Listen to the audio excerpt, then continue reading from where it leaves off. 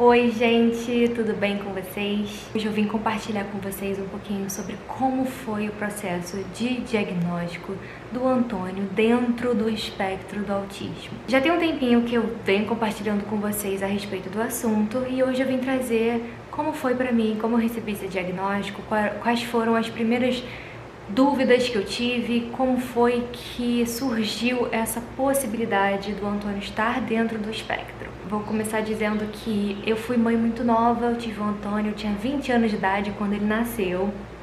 E eu não tinha experiência nenhuma com crianças, no geral. Pra mim, foi tudo uma gravidez não planejada, né? Eu muito nova ainda, começando a entender o que era a maternidade, vivenciando isso pela primeira vez.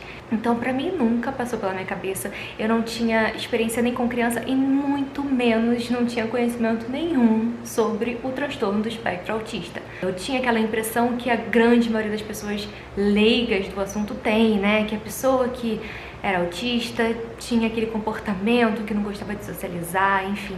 Eu sabia muito pouco sobre o assunto. Nunca passou pela minha cabeça, né? O Antônio, ele teve um neurodesenvolvimento dentro do padrão até mais ou menos a faixa etária de 2 anos. Ele se desenvolveu muito rápido, desde criancinha, desde bebê, ele teve desenvolvimento normal, então assim, ele nasceu, ele sentou na hora certa, ele ficou durinho na hora certa, ele engatinhou, ele falou com 1 ano de idade, ele interagia comigo, ele batia palminha, ele sorria, ele falava mamãe, ele comia, ele fazia tudo que uma criança com neurodesenvolvimento padrão fazia. Até que quando ele começou a ter mais ou menos uns 3 anos de idade, a escola me chamou. E como eu disse pra vocês, eu nem sabia direito o que de fato era estar dentro do espectro.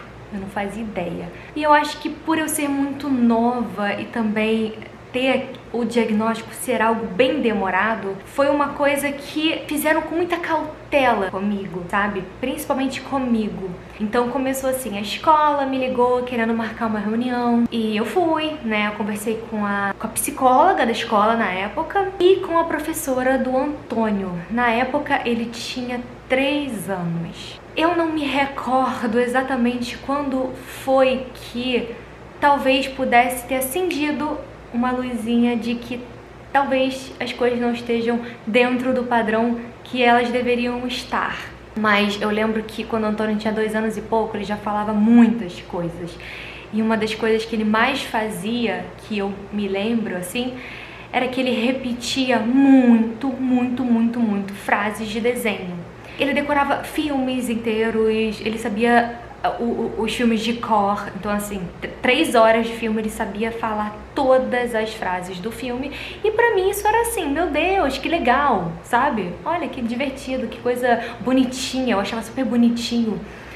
Então assim, pra mim era isso, ok, ele sabe todas as falas do desenho. Conforme o tempo foi passando, a escola me chamou pra conversar, eles falaram, Patrícia, olha, eu sugiro você procurar um psicopedagogo pra você levar o Antônio e fazer uma consulta com ela e tal. Eu falei, não, tudo bem. Eles me indicaram, eu levei o Antônio. E até então nada, tá? Eu só falei, ok, uma consulta. Com a psicopedagoga, ela fez uma anamnese comigo e com ele, né, nessa consulta. Me fez umas perguntas, eu respondia e baseado numa avaliação dela com o Antônio, ela me encaminhou para uma neurologista. Quando eu fui na neurologista, ela também não fez o diagnóstico, assim, de primeiro, tá? Ela foi muito cautelosa também comigo e ela falou, olha, Patrícia, a gente não vai falar pra você nada ainda porque tá muito recente, pode ser só um atraso, pode ser um atraso do desenvolvimento, mas que talvez não seja nada, pode não ser nada, e apenas um leve atraso que vai ser corrigido daqui a pouco. Mas eu vou te encaminhar para uma fono e uma TO, porque eu acho que o Antônio precisa fazer para poder ver. Vamos fazer 6 meses de fono e TO, e aí depois a gente vê. Talvez ele evolua nesses 6 meses e realmente não seja nada, seja apenas um atraso de desenvolvimento normal, que pode ser que aconteça e que não venha a ser nada que tenha de fato um diagnóstico preciso, né? Pra mim tudo bem, eu fiquei meio sem entender. Só que quando a gente sai de uma consulta assim, a gente coloca, vai pesquisar coisas na internet e foi a primeira vez que eu entrei em contato com a palavra autismo, assim, né, de fato, assim, pesquisar. Claro que eu já sabia, mais ou menos, já tinha escutado falar, mas foi a primeira vez que passou pela minha cabeça, talvez, a possibilidade do Antônio ser. Fiquei meio desesperada, mas eu lia o que estava escrito, né, dos sintomas iniciais, de como era feito o diagnóstico, e o Antônio, na minha visão, não batia praticamente nada. Era uma lista de mais ou menos uns 10 itens, e a única coisa que eu via que o Antônio poderia ter, né, baseado naquilo que eu estava lendo naquele primeiro momento, era a ecolalia e repetição e hiperfoco em pequenas coisas específicas, né? Então, como eu falei pra vocês, tinha aquela situação dele falar muito sobre desenho, dele repetir muito as frases de desenho, daquilo ali ser realmente um hiperfoco dele e ele ter essa necessidade de ficar falando sempre sobre os mesmos assuntos. Então, pra mim, aquilo ali foi, tá, tem isso, mas o resto, não. Ele olha nos meus olhos, ele tem contato físico comigo, ele fala, ele não anda nas pontas dos pés, ele não tem movimentos repetitivos, ele não enfileira carrinhos, né, coloca todos na mesma fileirinha, eu falo, ele não tem, ele ama me abraçar, ele ama contato físico, visual, ele é muito afetuoso. Então, pra mim, eu falei, ok, ele tem uma das características, mas qual é o problema? Talvez ele só goste de falar sobre isso, talvez ele só tenha essa memória um pouco mais aflorada, né, do que as outras pessoas. E aí, tudo bem, como ninguém tinha me dado nenhum tipo de nada, certeza, era só uma investigação, eu fui deixando e fazendo as terapias que a neuro tinha me indicado. Então foram 6 meses de fono e TO antes de qualquer diagnóstico, antes de qualquer coisa. Quando fechou 6 meses de terapia, voltei na neurologista e aí veio o diagnóstico. Então o Antônio foi diagnosticado dentro do espectro, do transtorno do espectro autista, com 3 anos e meio. Então o diagnóstico dele veio com 3 anos e meio e a partir desse momento o meu mundo desabou. Desabou completamente. Eu fiquei assim, sem saber o que fazer, eu fiquei muito perdida, muito confusa, com muito medo, com medo do futuro, com medo do presente, com medo de tudo e me sentindo muito culpada, né? Eu falava, meu Deus, a primeira pergunta que eu fiz a mim mesma, assim, que eu me lembro foi: e agora? O que eu vou fazer? Por que comigo? Por que com meu filho? O que eu fiz, né, pra merecer uma coisa dessa? Porque a gente pensa que o nosso mundo acabou, que a nossa vida acabou, o que vai ser do meu filho, como é que vai ser a vida dele, o medo toma conta. Ele tinha 3 anos e meio e eu tinha 23 anos, então eu não tinha quase nenhuma amiga que pudesse me auxiliar, sabe? Minhas amigas não eram mães, elas não sabiam nada sobre maternidade, quem dirá sobre uma maternidade atípica, né? Uma maternidade com uma criança de 3 anos que estava dentro do espectro. Então, eu me agarrei muito a Deus e a minha família e só compartilhava com eles, porque só eles poderiam me auxiliar e me ajudar e de fato estarem do meu lado. As outras pessoas não tinham preparo, eu não tinha, quem dirá, o meu meio social, não tinha nem um pouco. Então era algo que eu guardava bastante pra mim e pra minha família. E esse processo, né, de luto, porque é basicamente um luto que a mãe vive quando ela descobre. Porque eu costumo dizer que o autismo é o seguinte: até você entender como ele funciona, até você ter a aceitação completa, ele é um luto que você vive. Então, quando você aceita o primeiro passo para você sair dessa fase do luto e buscar e ter força plena de dar o melhor para o seu filho e de tratar ele da melhor maneira possível, primeiro você tem que estar super bem. Você tem que passar dessa fase, sabe?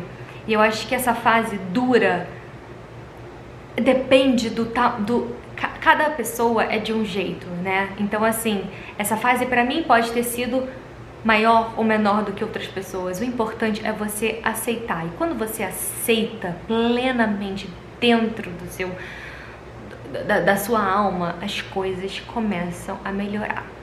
Por que as coisas começam a melhorar? Porque o melhor tratamento, na minha visão, assim como mãe, é quando a família aceita. A família aceitando, ela vai estar apta a cuidar dessa criança, né? A família aceitando, quando você zera o processo do luto e você vem na parte da aceitação, você consegue se dedicar 100%, você não fica mais triste, como eu falei. Então, em vez de eu me culpar e eu pensar, meu Deus, por que comigo? Eu comecei a pensar, por que não eu, né? Por que não eu? E se sou eu, é porque eu sou plenamente capaz, isso é um aprendizado pra mim, sabe? Tem alguma coisa muito maior por trás, tem um propósito muito maior por trás.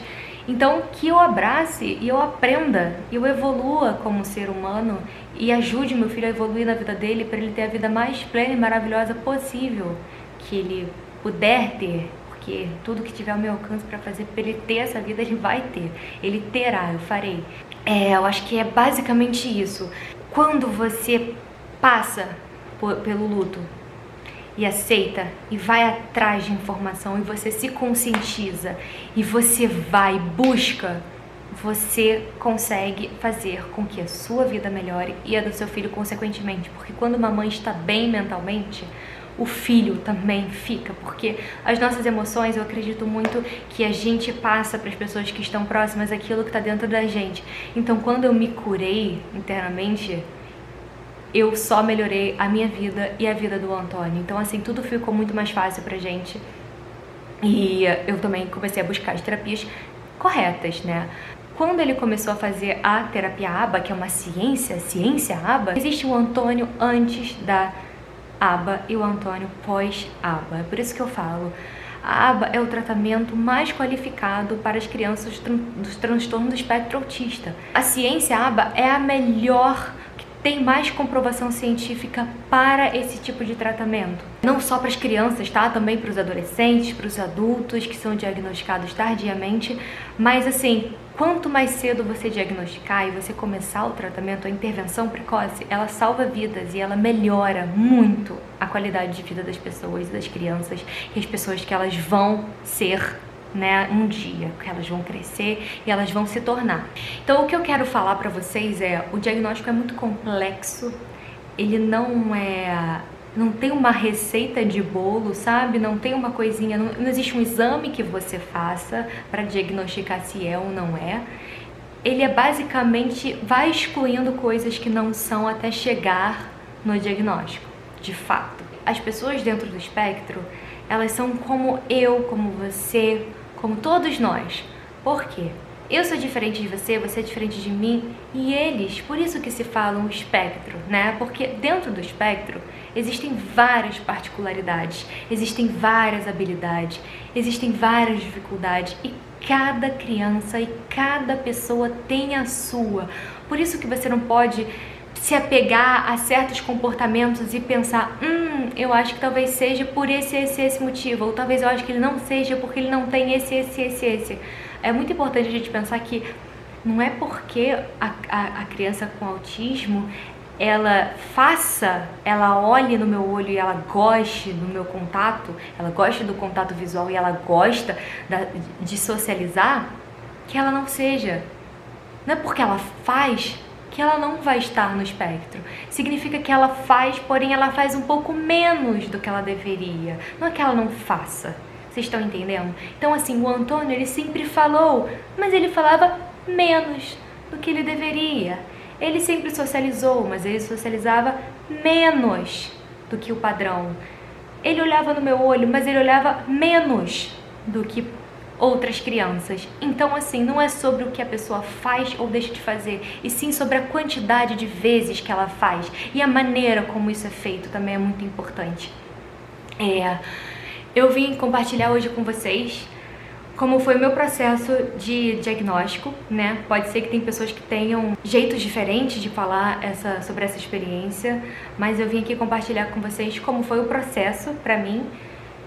E o que eu realmente quero passar aqui para todas as mães é: aceite seus filhos, aceita.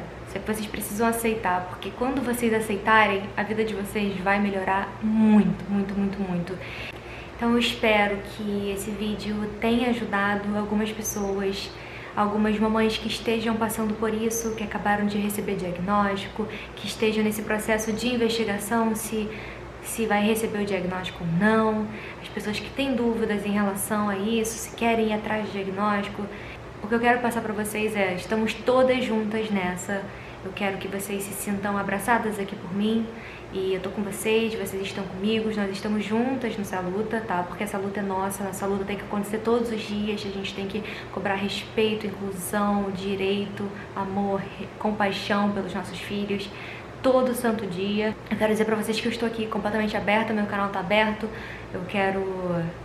Se vocês estiverem precisando de alguma coisa, podem contar comigo, podem me chamar no direct, o que eu puder fazer para ajudar vocês, mães, e também as crianças, eu estarei aqui disponível. Vou compartilhar bastante do meu processo no dia a dia com o Antônio, da evolução dele, que graças a Deus ele tem evoluído bastante, e cada vez ele vai evoluir mais, e eu quero que, assim como ele, todas as crianças desse Brasil tenham acesso aos tratamentos, às terapias que são de direito delas. O que eu puder fazer para poder ajudar vocês, eu estou assim completamente aberta, de braços abertos para fazer. É basicamente isso. Muito obrigada por terem tirado um tempinho da vida de vocês para assistir esse vídeo. Isso é muito gratificante para mim e eu espero também poder ter ajudado vocês de alguma forma. Um beijo.